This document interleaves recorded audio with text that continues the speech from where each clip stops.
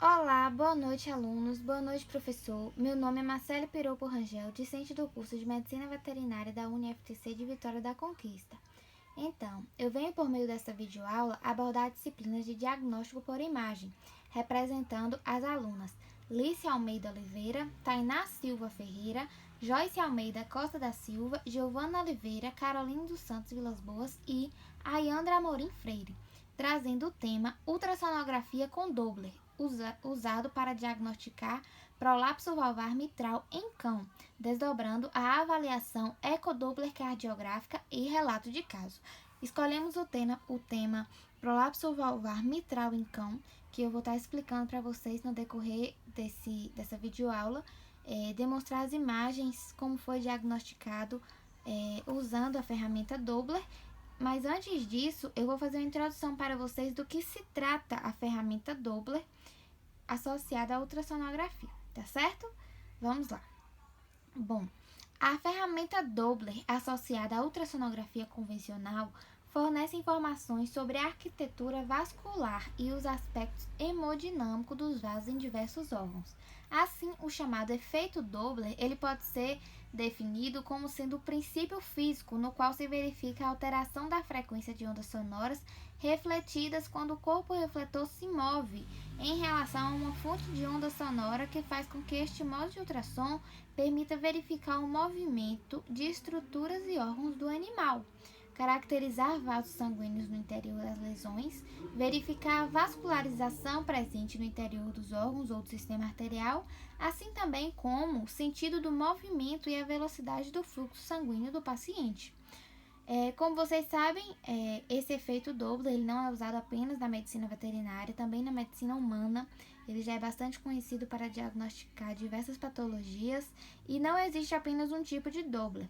Existem vários tipos, que são Dopplers de ondas contínuas, Doppler de ondas duplex, Doppler de ondas pulsadas e o mais utilizado, o Doppler de fluxo colorido. Primeiramente, eu vou explicar para vocês sobre o relato de caso, demonstrar a vocês as imagens e logo em seguida iremos falar sobre cada um dos tipos de Doppler, tá certo? Bom, para iniciar sobre o prolapso valvar mitral em cão, eu vou fazer uma introdução sobre a válvula mitral para vocês entenderem melhor de que se trata esse órgão, tá certo? A válvula mitral situa-se na abertura entre o átrio esquerdo e o ventrículo esquerdo.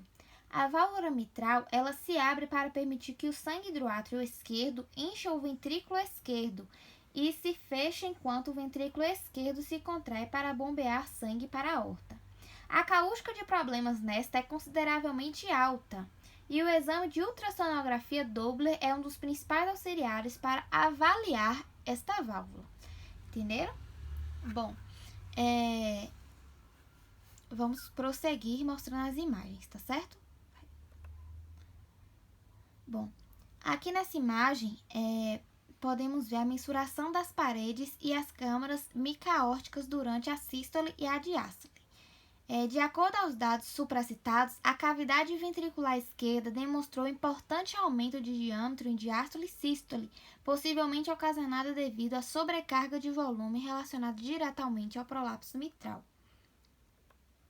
Nessa segunda imagem, podemos observar essa seta verde.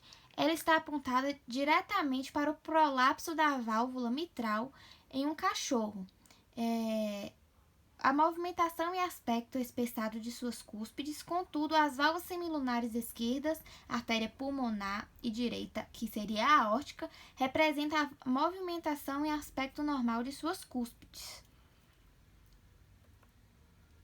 Nessa terceira imagem que podemos observar aqui, em modo bidimensional, a mensuração da aorta e átrio esquerdo, onde tem essa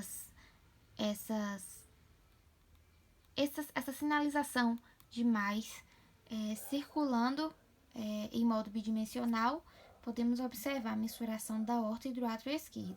Já aqui na figura 4, uma imagem de Doppler pulsado, a artéria aorta demonstrando seus respectivos fluxos gradientes de pressão.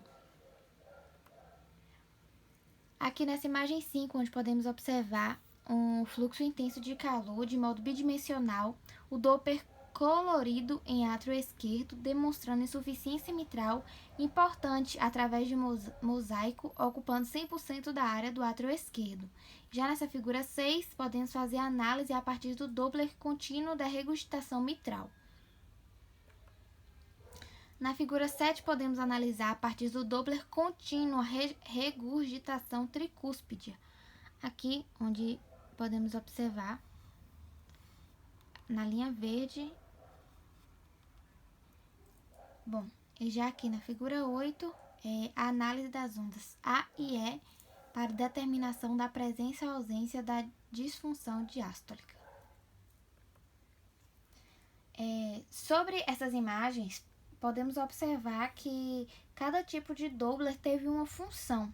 E aqui agora eu vou explicar a função de cada tipo de Doppler. O Doppler pulsado ou espectral. No Doppler espectral pulsado, as mediações do fluxo sanguíneo são exibidas graficamente, demonstrando as velocidades ao longo do tempo. Já no Doppler de uso contínuo, que eu vou mostrar aqui para vocês, nessa imagem, com o Doppler contínuo, 2 cristais são usados pelo transdutor, um para enviar e outro para receber os ecos. O Doppler duplex já é outro tipo de Doppler de potência. O efeito Doppler de potência, também conhecido como Power Doppler, é utilizado para obter imagens difíceis ou impossíveis de serem vistas com o Color Doppler padrão. Também é uma alternativa para se obter mais detalhes do fluxo sanguíneo. E o Doppler de fluxo colorido, que seria esse daqui, ou Color Doppler, os sons obtidos são convertidos em cores. Em seguida, as cores são sobrepostas à imagem do vaso sanguíneo. Então, para finalizar, vou explicar para vocês como funciona o Doppler. O ultrassom veterinário com Doppler, ele é capaz de traduzir movimentos, fluxos sanguíneos em cores e sons, e dessa forma o resultado são análises diagnósticos mais precisos, permitindo a diferenciação de estruturas vasculares e não vasculares, detectação de malformação vascular congênita e adquirida, mapeando a vascularização em forma e possível fazer a localização de estenoses e obstruções vasculares. Na conclusão de laudo, a degradação mixomatosa crônica da válvula mitral representa uma importante cardiopatia adquirida em cães e que leva a mais sinais aparentes de disfunção e insuficiência cardíaca em graus variados. A concorrência da endocardiose pode estar relacionada à raça e ao sexo do animal, acometendo principalmente cães de pequeno porte e machos, como observado através dos sinais clínicos e no conjunto de dados obtidos ecodopplercardiograma, nesse relato de caso que acabamos de mostrar através desta videoaula. Agradeço a todos pela atenção, agradeço ao professor Luiz de Magite. Somos o 6º semestre de Medicina Veterinária, cursando o ano letivo de 2020.2. Agradecemos a atenção de todos e até a próxima.